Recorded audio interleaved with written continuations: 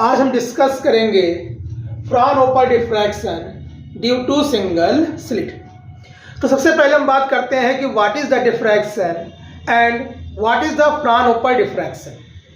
तो अगर हम बात कर रहे हैं यहाँ पर डिफ्रैक्शन की, तो होता क्या है कि जब भी कोई लाइट, हमने कहा कि माना कि ये कोई स्लिट है और इस पर अगर हम कोई लाइट इंसिडेंट कर रहे हैं, तो लाइट का जो स्वभाव है वो स्वभाव ये है कि लाइट हमेशा सीधी रेखा में चलना चाहिए।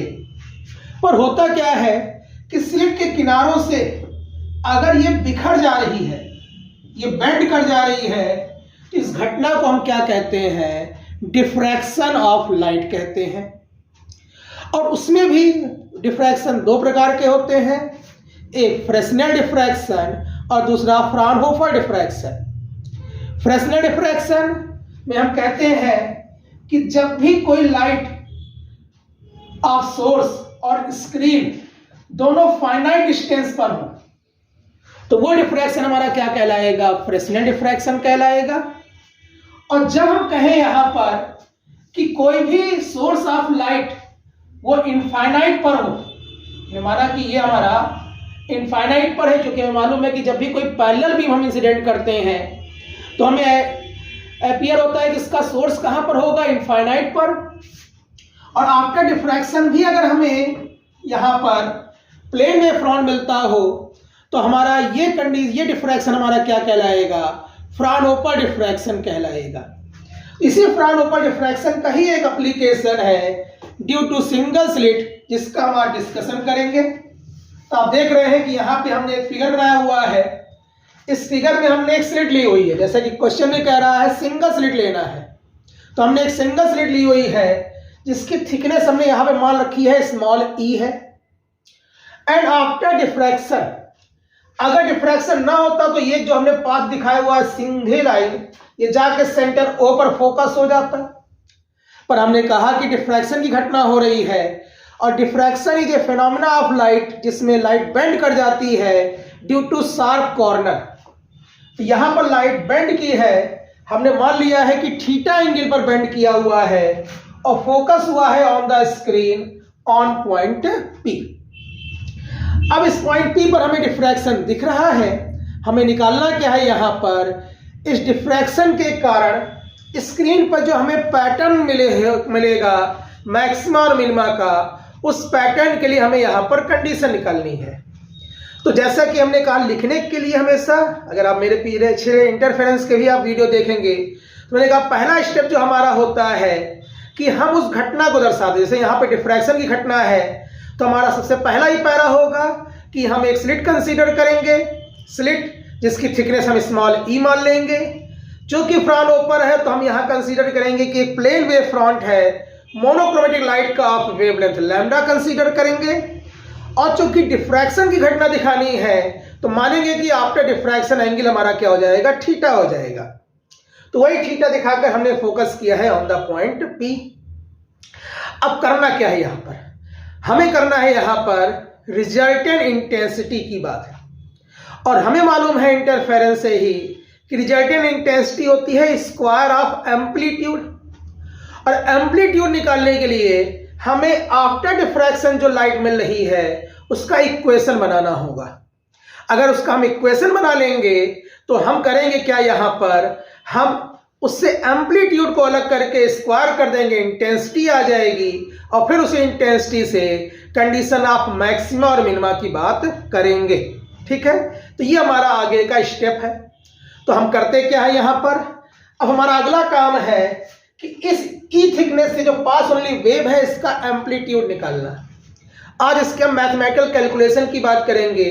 बहुत से बुक्स में डायरेक्ट दे दिया गया है सॉल्यूशन, पर हम आज इसका देखते हैं कि आखिर वो वैल्यू कैलकुलेट करके आती कैसे है। तो कैलकुलेट करने के लिए हम मानते क्या है कि ये जो स्लिट है, इसकी यूनिट थिकनेस से जो लाइट पास कर रही है, उसका इक्वेशन है y equal to a sine omega t। ये हमने कंसीडर कर लिया कि यूनिट थिकनेस से जो पास होने वाली वेव है उसका इक्वेशन है। तो कहा कि E से कितना होगा? कह रहा E से निकालने के लिए पहले क्या करें?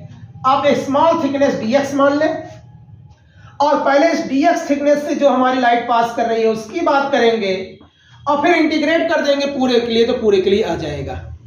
ठीक है, तो हम करते क्या है, हम देख रहे हैं कि वेव की इक्वेशन के लिए हमें चाहिए एम्पलीट्यूड और दूसरा क्या चाहिए, फेज। तो चूंकि ए जो है हमारा ये एम्पलीट्यूड है यूनिट थिकनेस से पास होने वाली वेव का, तो dx से कितना हो जाएगा, तो एम्पलीट्यूड हो जाएगा a dx। कह रहा है कि ओमेगा टी फेज था यूनिट थिकनेस से, तो ई थिकनेस से क्या होगा, तो कह रहा है कि जैसे कि अगर पूरे स्लिट की हम बात करते हैं तो हम यहां से एक परपेंडिकुलर ड्रा करते हैं, और परपेंडिकुलर ड्रा करते हैं तो हम कहते हैं यह एंगल अगर थीटा है तो इसके सामने यही हमारा पाथ डिफरेंस होता है, और ये वैल्यू कितनी होगी, तो हमने कहा 90 के सामने है, ये हाइपोटेनियस है ई, एंगल थीटा है और ये है परपेंडिकुलर, तो पाथ डिफरेंस होगा ई साइन थीटा। तो कह रहा है dx से कितना होगा, x साइन थीटा। और जब हमें मालूम है कि हमारा पाथ डिफरेंस आ गया x साइन थीटा, तो फेज डिफरेंस क्या होगा, हम 2 पाई बाई लैम्डा से मल्टीप्लाई कर देते हैं, तो हमारा हो जाएगा 2 pi by lambda into x sine theta. इतने का फेज डिफरेंस आया। पहले कितना था, पहले था ओमेगा टी, तो हमारा नेट पाथ डिफरेंस क्या हो गया, उतने से omega T plus 2 pi by lambda of x sine theta. तो ये हमारे स्मॉल थिकनेस dx की बात हो रही है। ये उससे पास होने वाली वेव का एम्पलीट्यूड है, ये उससे पास होने वाली वेव का फेज डिफरेंस है। तो इक्वेशन क्या हो जाएगा, कह रहा है इक्वेशन dy बराबर, लिखने का प्रोसीजर हमें मालूम है, amplitude a dx into sine omega T plus 2 pi by lambda x sine theta. ठीक, तो कह रहा है इसको ओपन कर लो, ये दिख रहा है sine a plus b. Sine a plus b क्या होता है, sine a cos b plus cos a sine b।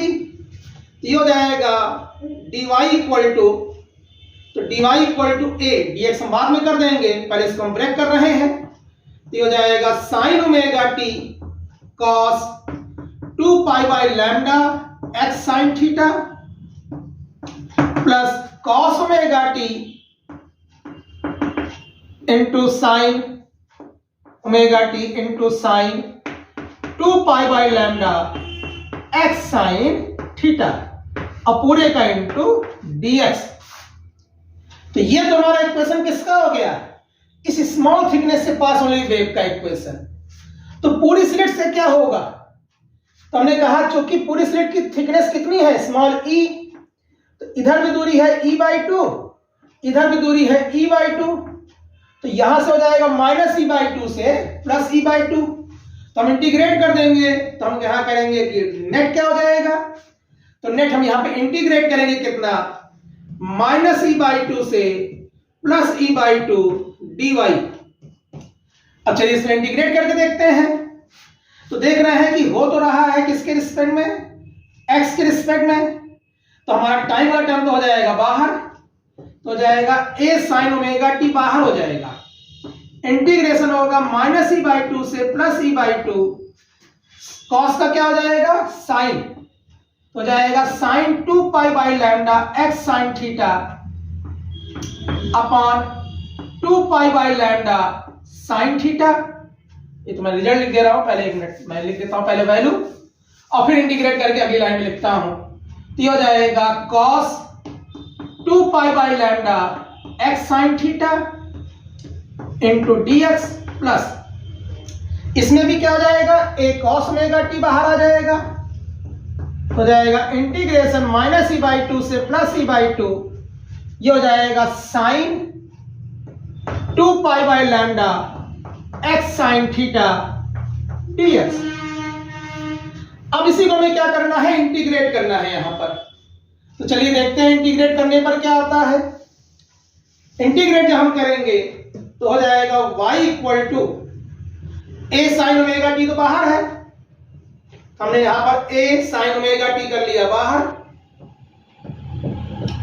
अब cos थीटा है, मतलब यहां पर cos कम कर रहे हैं x के रिस्पेक्ट में, तो क्या हो जाएगा यहां पर, ये हो जाएगा sine 2 pi by lambda x sine theta,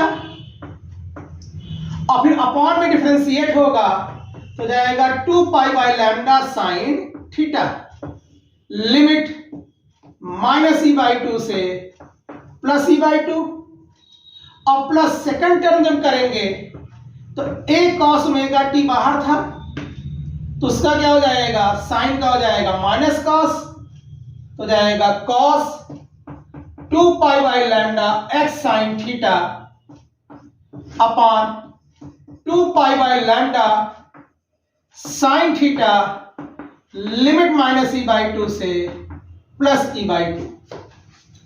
अब इसी इंटीग्रेशन को सॉल्व कर लेना है तो हमारा रिजल्टेंट वेव का इक्वेशन बन जाएगा। तो देखिए क्या आता है यहां पर सॉल्व करने पर।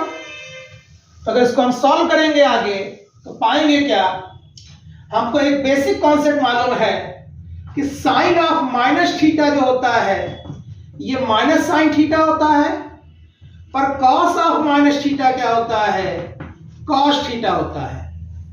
ठीक, तो अब इसी कॉन्सेप्ट को अगर यहां पर अप्लाई कर दें तो हमें मालूम है कि जब अपर लिमिट रखेंगे e/2 +e/2 और जब लोअर लिमिट रखेंगे तो माइनस बाहर आकर माइनस माइनस प्लस जुड़ जाएगा।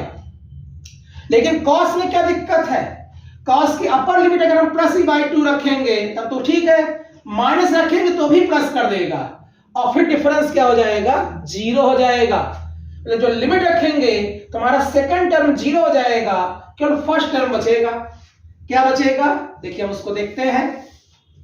तो हमने पाया क्या कि y = a sin omega t तो है ही है। अब लिमिट से लोअर वाले पार्ट में कोई मतलब है नहीं, तो 2 pi by lambda into sine theta हमने कर लिया बाहर। अब जब इसमें रखेंगे अपर लिमिट तो हो जाएगा sine 2 pi by lambda into e/2 sine theta.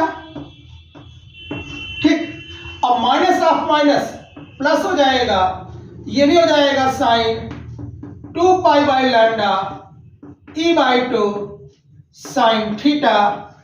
अब दूसरा वाले में होता है कि क्या हो जाएगा, 0। अब देख रहे हैं दोनों सेम है, जुड़ जाएंगे तो क्या हो जाएगा, डबल हो जाएगा।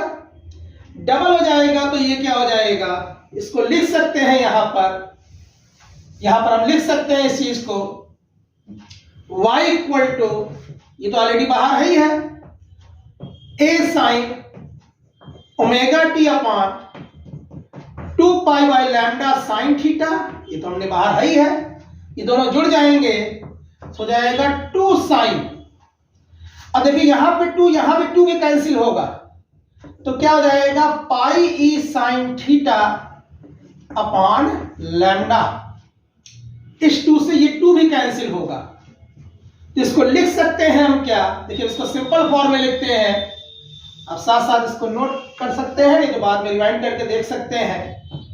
अब इसको हम लिख क्या सकते हैं, a, हम इसको पहले लिख लेते हैं sine pi e sine theta upon lambda upon pi by lambda sine theta into क्या बच रहा है, साइन ओमेगा टी। ये हमारा क्या है, ये हमारा रिजल्टेंट वेव का इक्वेशन है जो इस पूरी स्लिट से पास हो रहा है। और अगर वो इक्वेशन है तो हमें मालूम है कि ये फेज को शो कर रहा है और ये पूरा टर्म हमारा क्या शो कर रहा है, ये पूरा टर्म हमारा एम्पलीट्यूड को दर्शा रहा है। तो अगर हमने कहा कि रिजल्टेंट वेव का इक्वेशन है तो रिजल्टेंट एम्पलीट्यूड क्या होगा, r। ये जो टर्म बाहर है इसको बाहर कर लेते हैं, ये हो जाएगा a sine pi e sine theta upon lambda upon pi sine theta upon lambda. Simple करने के लिए हम इस पूरे टर्म को एक सिंगल टर्म मान लेते हैं अल्फा। मान लेते हैं कि पाई e sine theta upon lambda जो है ये बराबर होगा अल्फा के। अगर अल्फा के बराबर है तो हमारा एम्पलीट्यूड क्या दिख रहा है यहां पर, r = a sine alpha upon, देखिए यहां पर क्या है, pi sine theta upon lambda, e तो है नहीं, तो जाएगा अल्फा अपॉन ई, ये ऊपर जाएगा हो जाएगा a × e sign alpha upon alpha. और अगर आपने शुरुआत में देखा है कि स्मॉल a हमारा क्या था, स्मॉल ए था हमारा एम्पलीट्यूड जो कि यूनिट थिकनेस से पास हो रहा था, और ई हमारी क्या है, पूरी पूरी थिकनेस। तो ये पूरा हमारा क्या हो जाएगा, ए इंटू ई, ये मैक्सिमम एम्पलीट्यूड होगा। इसको ए नॉट से दिखाएंगे तो आर बराबर हो जाएगा a naught sine alpha upon alpha.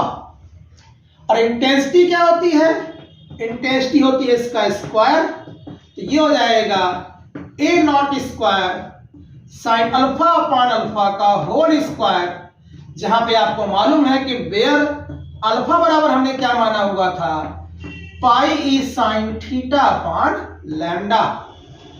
ये हमारा आ गया रिजल्टेंट इंटेंसिटी किसके कारण, Fraunhofer diffraction due to single slit के कारण।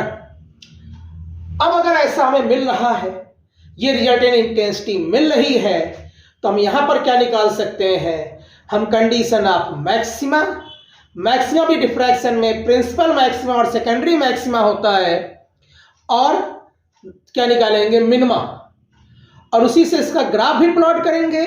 और एक बहुत ही इंपॉर्टेंट क्वेश्चन है इंटेंसिटी रेशियो निकालने का, हम वो रेशियो भी निकालेंगे। तो चलते हैं इसी क्वेश्चन को कंटिन्यू करते हैं, बहुत ही इंपॉर्टेंट क्वेश्चन है। तो हमारा ये आ चुका है रिजल्टेंट इंटेंसिटी। अब इससे निकालना हमें क्या है, condition of principal maxima, condition of minima and condition of secondary maxima. तो चलिए उसको हम देखते हैं यहां पर। अच्छा, उसके लिए हम थोड़ा सा स्पेस बनाते हैं, तो हम ये स्पेस से ये नाम हटा रहे हैं, फिगर भी हटा दे रहे हैं, फिगर का हमारे पास कोई काम नहीं है। और ये जो कंडीशन है इसको हम ऊपर लिख देते हैं। तो हमारा इंटेंसिटी का जो फॉर्मूला आया हुआ है वो आया है a naught square sine alpha upon alpha का होल स्क्वायर, जहां पे आपने बताया कि वेयर अल्फा बराबर क्या है, pi e sine theta upon lambda. अब अगर ऐसा है तो इसको हटा रहे हैं। अब हम बात करेंगे यहां पर पहले किसकी, हम बात करेंगे यहां पर कंडीशन ऑफ प्रिंसिपल मैक्सिमा की। इंटरफेरेंस में सभी मैक्सिमा की इंटेंसिटी बराबर होती थी, लेकिन यहां पर क्या है, सेंटर पर प्रिंसिपल मैक्सिमा मिलेगा और बाकी सब क्या मिलेंगे, सेकेंडरी मैक्सिमा मिलेंगे। तो अगर हम बात करते हैं प्रिंसिपल मैक्सिमा की, तो आप देख रहे हैं कि इसमें ए नॉट हमारा क्या है, कांस्टेंट टर्म है, साइन अल्फा अपॉन अल्फा में अल्फा ही वेरिएबल है। अब sign alpha upon alpha maximum दो ही स्थितियों में हो सकता है, या तो साइन अल्फा मैक्सिमम हो जाए और या तो अल्फा मिनिमम हो जाए। तो प्रिंसिपल में हम अल्फा की मिनिमम वैल्यू लेते हैं। अच्छा, साथ में स्क्वायर लगा हुआ है, तो मिनिमम आप निगेटिव नहीं ले सकते हैं, मिनिमम आप क्या ले सकते हैं, जीरो ले सकते हैं। तो यहां पर क्या कहेंगे कि जब व्हेन अल्फा बराबर जीरो हो, ये हम कंडीशन ले रहे हैं। अगर अल्फा बराबर जीरो हुआ तो साइन अल्फा भी जीरो हो जाएगा, क्योंकि साइन अल्फा बराबर साइन जीरो, जो बराबर होगा जीरो। तो क्या कह रहा है, तो कह रहा है यहां पर तुम्हारा जो साइन अल्फा अपॉन अल्फा है ये तो जीरो अपॉन जीरो हो गया, जो कि क्या हो गया, इनडिटर्मिनेट फॉर्म हो गया, मतलब इसको हम निकाल ही नहीं सकते हैं डायरेक्टली। तो अगर इनडिटर्मिनेट है तो क्या लगता है, L'Hospital rule. L'Hospital rule कहता है कि जब limit alpha tends to zero sine alpha upon alpha हो तो सॉल्व कैसे करते हैं, कहता है दोनों को अलग अलग डिफरेंशिएट कर देते हैं। साइन अल्फा का हो जाता है कॉस अल्फा और अल्फा का अलग से हो जाएगा 1, limit alpha tends to zero, alpha की वैल्यू रखोगे तो क्या हो जाएगा 1। इसका मतलब है कि इस कंडीशन पे साइन अल्फा अपॉन अल्फा क्या हो जाएगा, 1 हो जाएगा। और इंटेंसिटी प्रिंसिपल मैक्सिमा की तब क्या बचेगी, अगर ये 1 हो गया तो हो जाएगा ए नॉट स्क्वायर। ये हमारी इंटेंसिटी है किसकी, प्रिंसिपल मैक्सिमा की। और कब है, जब हमारा अल्फा बराबर क्या हो, जीरो हो। अच्छा, पार्ट डिफरेंस में है क्या होगा, कह रहा अभी तो हमने पढ़ा हुआ था कि अल्फा बराबर क्या होता है, pi e sine theta upon lambda, इसके हिसाब से वो भी जीरो होगा, और वो भी जीरो हुआ तो ई साइन थीटा बराबर जीरो हो जाएगा, क्योंकि हमें मालूम है कि पाई की वैल्यू 3.14 होती है और लैम्डा तो विजिबल लाइट की वेवलेंथ है जो 4000 से 7800 एंगस्ट्रॉम के बीच में होती है, तो नॉन जीरो वैल्यू है, तो यही हमारा जीरो होगा। तो ये हमारी दोनों क्या शो कर रहा है, ये पाथ डिफरेंस के टर्म में और ये फेज डिफरेंस के टर्म में कंडीशन क्या शो कर रहा है, प्रिंसिपल मैक्सिमा की। और प्रिंसिपल मैक्सिमा हमारी होगी कितनी, ए नॉट स्क्वायर, ठीक है। तो ये तो हो गया हमारा प्रिंसिपल मैक्सिमा। अच्छा, अब इसी में अगर हम बात करते हैं मिनिमा की, तो मिनिमा कैसे होगा, तो हम यहां पर बात करते हैं अगली कंडीशंस की। ये तो हमारी पहली कंडीशन हो गई। तो हमने कहा पहली कंडीशन अगर हमारी हो चुकी है, तो दूसरा हम क्या निकालेंगे, यहां पर निकालेंगे कंडीशन ऑफ मिनिमा। अगर मिनिमा की बात करते हैं तो कह रहा है मिनिमम कब होगा, कह रहा फ्रैक्शन फॉर्म में है जब डिनोमिनेटर या तो मैक्सिमम हो या तो न्यूमरेटर क्या हो, मिनिमम हो। अल्फा मैक्सिमम तो इनफाइनाइट हो सकता है, साइन अल्फा की मिनिमम वैल्यू तो -1 होती, पर स्क्वायर लगा हुआ है यहां पर, तो कह रहा है स्क्वायर लगा हुआ है तो जीरो हो जाएगी। तो सीधा सीधा यहां पे कंडीशंस क्या कहता है कि व्हेन साइन अल्फा बराबर क्या हो, जीरो हो। कह रहा ये तो अभी भी लिया था प्रिंसिपल मैक्सिमा में भी, कह रहा वो केवल अल्फा की एक वैल्यू के लिए, अल्फा बराबर जीरो। साइन अल्फा की जीरो की वैल्यू और भी केस में होती है, साइन पाई, 2 पाई, 3 पाई, तो कह रहा है n पाई, मतलब अल्फा बराबर क्या हो, n पाई हो। लेकिन यहां एक शर्त है, अल्फा जो है वो जीरो ना हो, मतलब कि n की वैल्यू जीरो ना हो। यहां n की वैल्यू 1 से स्टार्ट होगी, 1 2 3 डॉट डॉट डॉट डॉट। अगर ऐसा है अल्फा बराबर n पाई, तो अपने आप ये साइन अल्फा की वैल्यू जीरो हो जाएगी n की हर वैल्यू के लिए। तो मिनिमम इंटेंसिटी हमारी यहां पर कितनी आ जाएगी, जीरो आ जाएगी, और यही तो मिनिमा है। तो कंडीशन हमारी क्या हो जाएगी, अल्फा बराबर n पाई।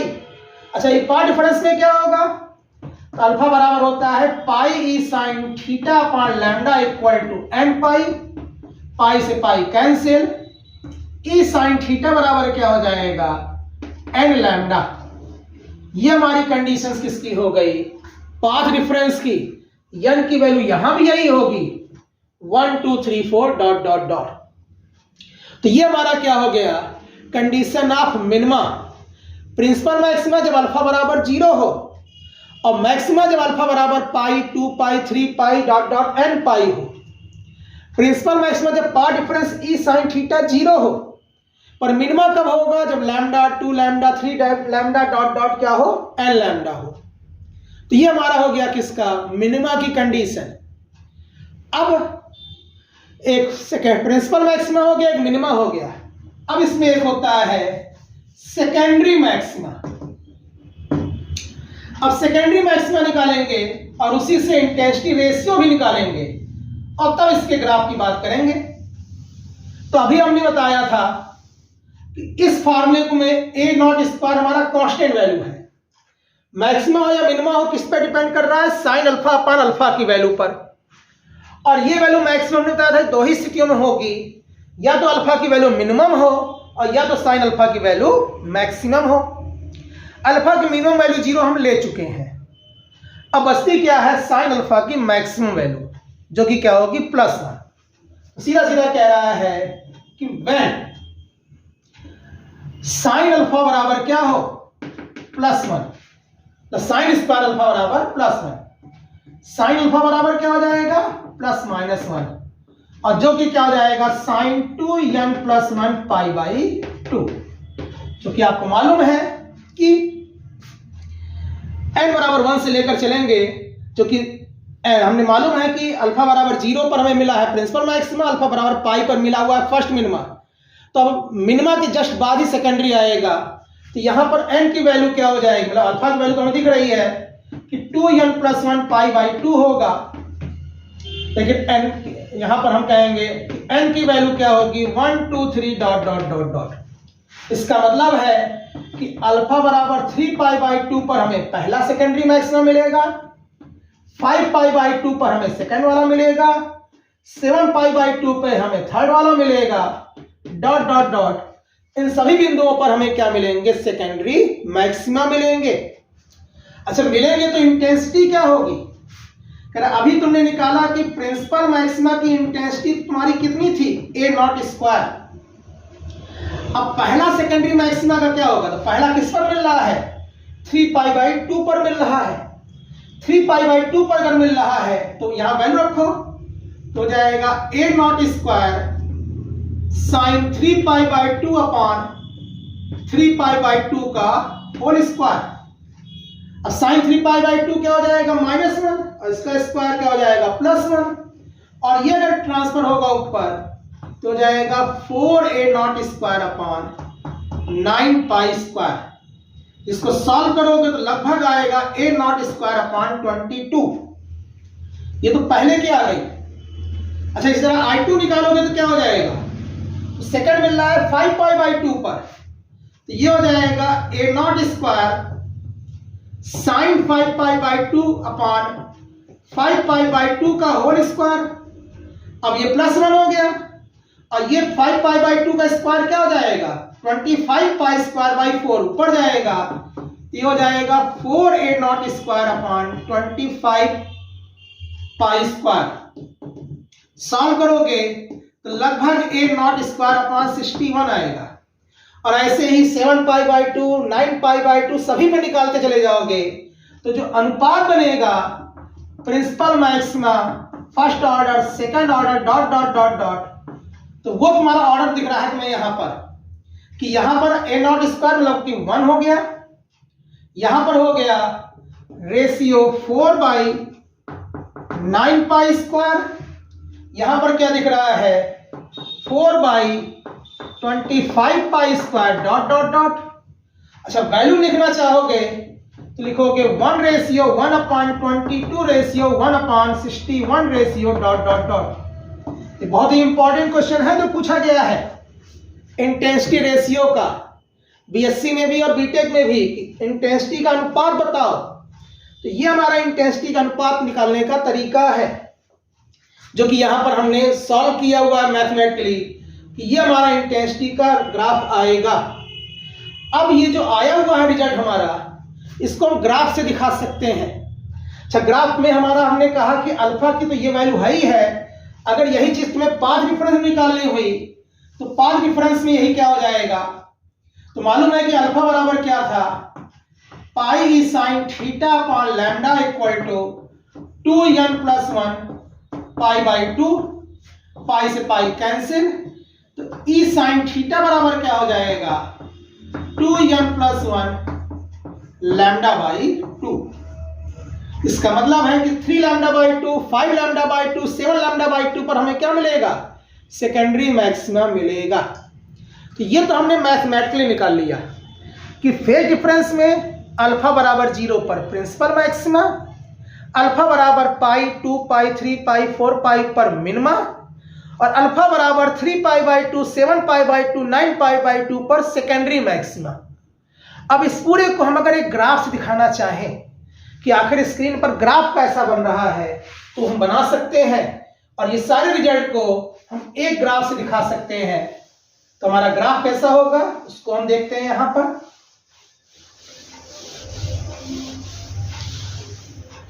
हमारा ग्राफ जो बनेगा, यहां पर हम यहां पर ग्राफ ले रहे हैं, हम अल्फा भी दिखाएंगे यहां पर, और ई साइन थीटा भी दिखाएंगे पार्ट डिफरेंस की। इधर तो हमारा इंटेंसिटी होगा। अब इंटेंसिटी में हमारा सबसे पहले तो प्रिंसिपल मैक्सिमा, फिर ये मिनिमा, फिर ये फर्स्ट ऑर्डर, फिर सेकंड ऑर्डर, और फिर थर्ड ऑर्डर, ये बन रहा है हमारा। वैसे ही हमने यहां पर बनाया हुआ है फर्स्ट ऑर्डर मिनिमा, फिर ये फर्स्ट ऑर्डर सेकेंडरी मैक्सिमा, ये सेकंड ऑर्डर, ये थर्ड ऑर्डर। तो आप देख रहे हैं कि ये हमारी जो इंटेंसिटी है ये लगभग a0² होगी, जो कि अल्फा बराबर 0 पर है। अल्फा बराबर पाई, 2π, 3π, पाई, 2π, 3π पर हमारा क्या मिल रहा है, मिनिमा मिल रहा है। ये हमारा प्रिंसिपल मैक्सिमा है, और ये सभी हमारे क्या है, सेकेंडरी मैक्सिमा है, जो कि हमने बताया था किस पर मिलता है पहला सेकेंडरी मैक्सिमा, 3π/2, जो प्रिंसिपल का लगभग a0² 22 पार्ट होता है। दूसरा हमने किस पर निकाला था, 5π/2 पर, जो कि लगभग इसका प्रिंसिपल का 61 पार्ट होता है। वैसे यहां पर भी आएगा ये 3π/2, ये होगा 5π/2। अच्छा, यही चीज पार्ट डिफरेंस में क्या होगा, 0, लैम्डा, 2 लैम्डा, इधर भी आपका लैम्डा, 2 लैम्डा, 3 लैम्डा, इन सब पर क्या मिलेगा, मिनिमम मिलेगा। 3 λ/2, 5 λ/2, यहां पर भी आपका 3 λ/2, 5 λ/2, इन सभी पर हमें क्या मिलेगा, सेकेंडरी मैक्सिमा मिलेगा, जो कि अभी भी रिजल्ट में हमने निकाला हुआ है, जिस चीज को हम यहां पर ग्राफ से दिखा रहे हैं। तो ये हमारा बन गया Fraunhofer diffraction due to single slit का डिफ्रैक्शन पैटर्न। तो ये था हमारा बहुत ही इंपॉर्टेंट टॉपिक, बीटेक और बीएससी दोनों में है। बीएससी सेकेंड ईयर के फिजिकल ऑप्टिक्स में है ये पार्ट, और बीटेक में आपके करीब 3rd यूनिट है आपकी इंटरफेरेंस एंड डिफ्रैक्शन, उसका ही डिफ्रैक्शन का पहला और बहुत ही इंपॉर्टेंट टॉपिक है। तो आप लोग इस चीज़ को देखेंगे, और इसी तरीके से हम बाकी डबल स्लिट और ग्रेटिंग का हम आगे आपको देंगे वीडियो में। तो आप बने रहें इस चैनल पर। आपको अच्छा लगे तो चैनल को सब्सक्राइब करिए। अपने सभी बीटेक साथियों और बीएससी के साथियों के साथ जो कहीं और किसी स्कूल में पढ़ रहे हों, उनके साथ भी आप इसको शेयर कर सकते हैं। मिलते हैं डबल स्लिट और ग्रेटिंग के अगले वीडियो के साथ। धन्यवाद।